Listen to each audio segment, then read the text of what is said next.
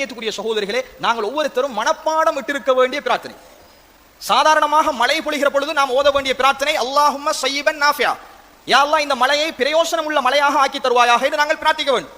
ரசூலுல்லாஹி ஸல்லல்லாஹு அலைஹி வஸல்லம் அவர்கள் மழை பொழிகிற பொழுது அல்லாஹும்ம ஸய்யிபன் நாஃபியா என்று பிரார்த்தித்தார். யா அல்லாஹ் இந்த மழை பிரயோசனமாக கிடைக்க வேண்டும் என்று பிரார்த்தனை செய்ய வேண்டும்.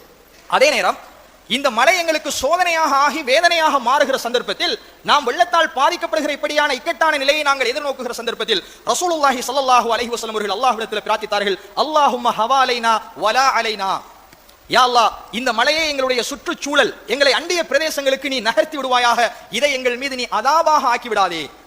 வலா அலைனா, எங்கள் மீது இந்த மலையை நீ சோதனையாக ஆக்கி விடாதே.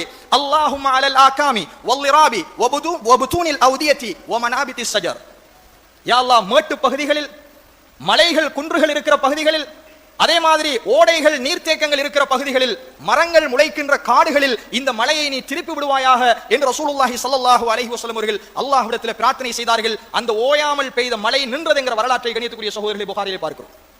எனவே இந்த பிரார்த்தனை இந்த கால சூழ்நிலைக்கு நாம் ஒவ்வொருத்தரும் மனப்பாடம் விட வேண்டும். மழை சோதனையாகிற பொழுது அல்லாஹும்ம ஹவாலைனா வலா அலைனா, அல்லாஹும்ம அலல் ஆகாமி வல் ஜிபாலி வல்லிராபி வல் அவ்தியதி வமனாபித்தி ஷஜர் என்கிற இந்த துஆவை கண்ணியத்துக்குரிய சகோதரர்களே நாம் ஓதுவது இந்த காலகட்டத்தில் நாம் தெரிந்திருக்க வேண்டிய மிக முக்கியமான ஒரு செய்தி.